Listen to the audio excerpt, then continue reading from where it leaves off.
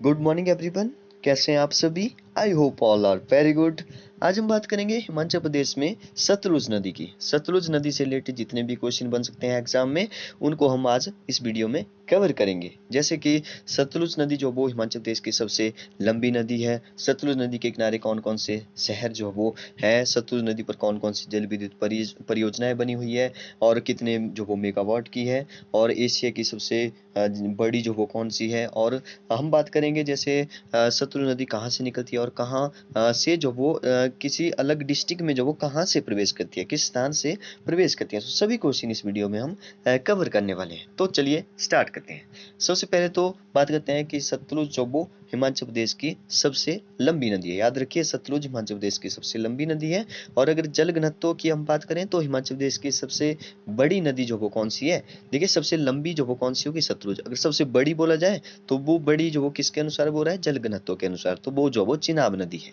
चंद्रा और भागा मिलकर जो वो तांडी नामक स्थान पे लाहौल स्पीति में जो वो चिनाब नदी का निर्माण करती है। तो ये भी आपको पता होना चाहिए। तो सबसे लंबी नदी है और इसकी जो किलोमीटर, कितने किलोमीटर जो वो बहती है, तो हिमाचल में जो वो 320 किलोमीटर जो वो बहती है। टोटल इसकी जो वो लंबाई है वो है 1444 जो वो इसकी किलोमीटर जो वो इसकी लंबाई है। और इसको जो वो इसका नाम जो वो वैदिक में जो वो सतुद्री है। ठीक है, वैदिक नेम इसका जो वो सतुद्री है, ए वाला स।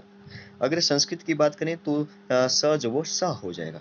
ठीक है, सतुद्री हो जाएगा या सतुद्र भी इसको बोलते हैं।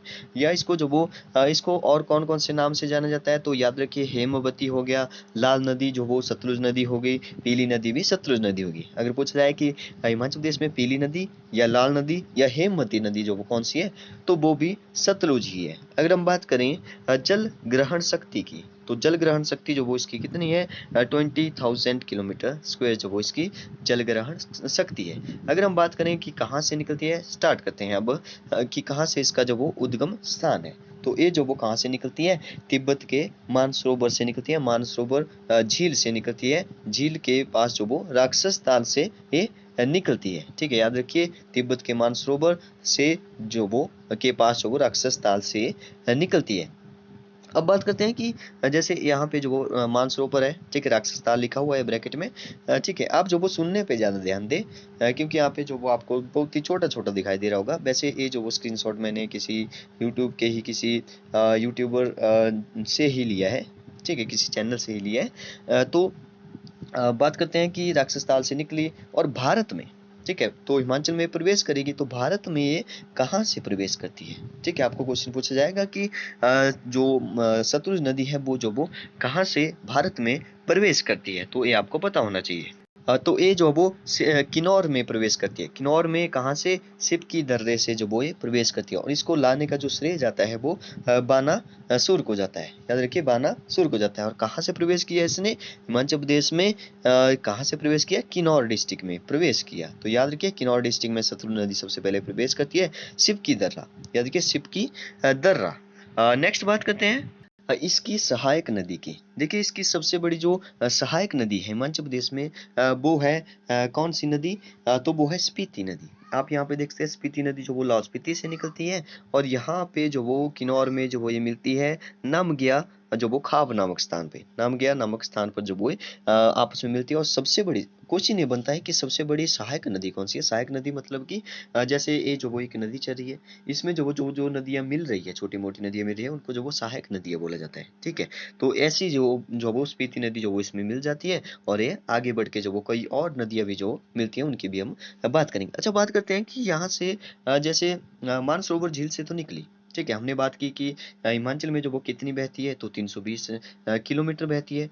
तो मैंने ये नहीं बताया कि हिमाचल प्रदेश से पहले ये कितनी किलोमीटर जो वो बह जाती है। मतलब कि मानसरोवर झील राक्षसताल से जब निकलती है, तो भारत में जब प्रवेश करती है, किन्नौर डिस्ट्रिक्ट में जब प्रवेश करती है, उससे पहले कितने किलोमीटर चल चुकी होती है। तो याद रखिए, 450 किलोमीटर जो वो चल चुकी होती है। ठीक है, 450 किलोमीटर जो वो चल चुकी होती है। तो इसके बाद हमने बात की कि स्पीति नदी जो वो इसकी सबसे बड़ी सहायक नदी है। अगर हम बात करें नदी की, तो सहायक नदी जो वो स्पीति नदी है वो होगी सबसे बड़ी। अगर हम सहायक खड्ड की बात करें तो वो खीर खड्ड है। ठीक है, याद रखिए, खीर खड्ड है, जिसकी हम आगे बात करेंगे। अब बात करते हैं स्पीति नदी की थोड़ी सी बात करते हैं क्योंकि वेरी इंपॉर्टेंट है।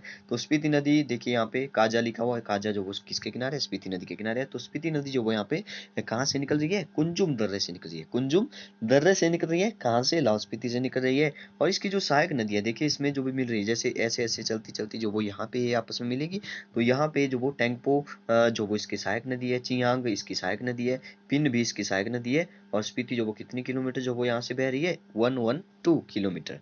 और यहाँ पे जो वो कौन सी जल विद्युत परियोजना है, यहाँ पे रोंगटोंग जल विद्युत परियोजना। याद रखिए वेरी इंपॉर्टेंट क्वेश्चन है, रोंगटोंग एक पूछा जाता है, रोंगटोंग जल विद्युत परियोजना, एक पूछा जाता है सोंगटोंग।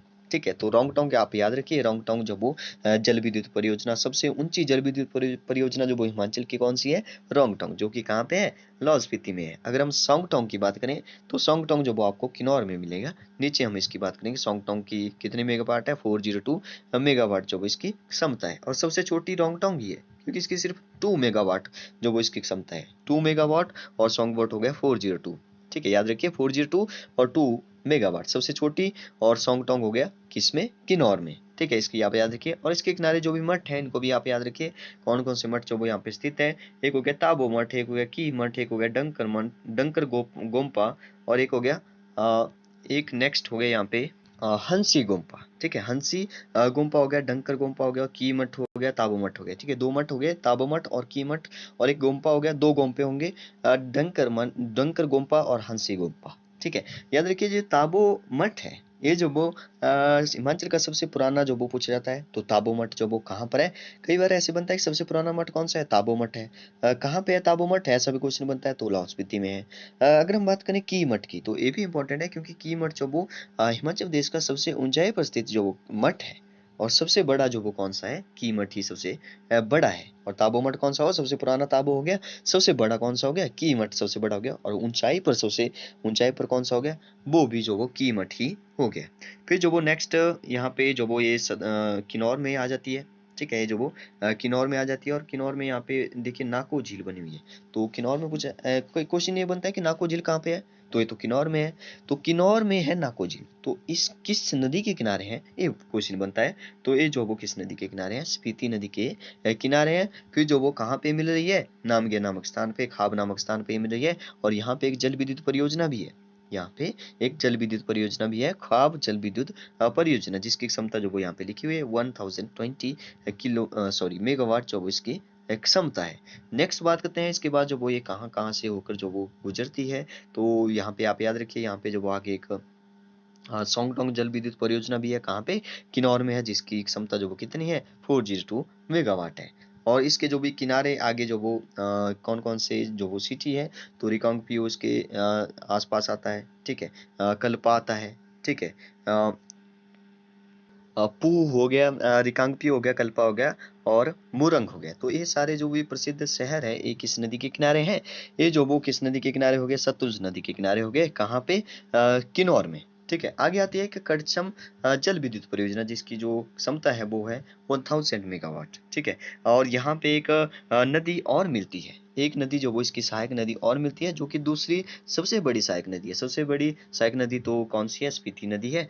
और दूसरी सबसे बड़ी अगर सतलुज की बोली जाए तो वो है बसपा, ये निकलती है सांगला घाटी से। और इसके जो भी आसपास जो भी शहर है, जो भी गांव है, वो है चितकुल, सांगला, ये चितकुल या चितकुल यहाँ पे लिखा है। ठीक है, चितकुल या चितकुल भी बोलते हैं। ठीक है, कामरू हो गया, सांगला हो गया, चितकुल हो गया। ठीक है, इसकी जो लंबाई है यहाँ पे लिखा है 72 किलोमीटर।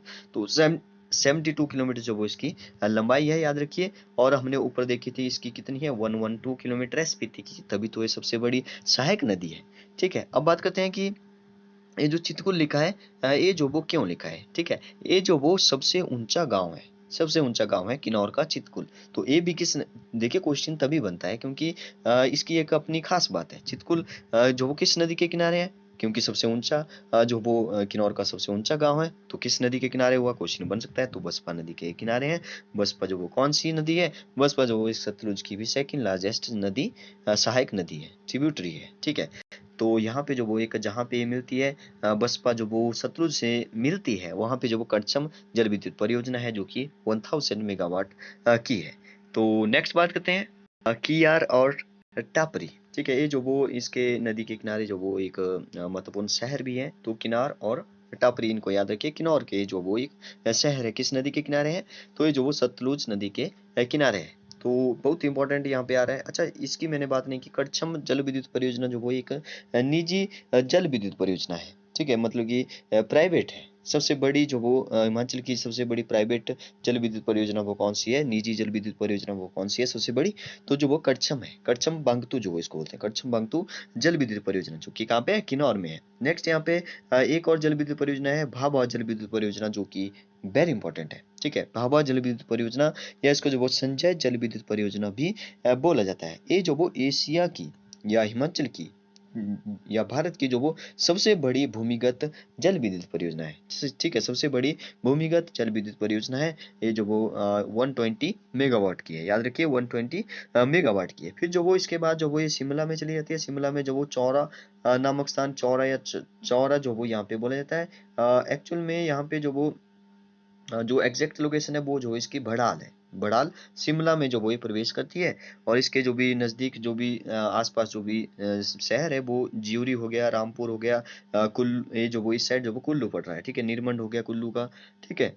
तो शिमला में जैसे प्रवेश की तो रामपुर में, अच्छा ये जो रामपुर है तो रामपुर भी इस नदी के किनारे है। तो रामपुर में एक रामपुर जल विद्युत परियोजना भी है छोटी सी, जिसकी क्षमता जो वो 412 जो वो किलोमीटर है, ठीक है। और यहाँ पे एक नाथपा झाकड़ी जल विद्युत परियोजना भी है, मतलब कि शिमला और किन्नौर के बॉर्डर पर, शिमला और किन्नौर के बीचों बीच पड़ती है, लेकिन एक्चुअल में पड़ती है किन्नौर में ही है, मतलब ज्यादा जो वो किन्नौर में ही है। तो नाथपा झाकड़ी जल विद्युत परियोजना, जिसकी क्षमता जो वो 1500 किलो वाट है, 1500, सॉरी किलो वाट नहीं, मेगावाट।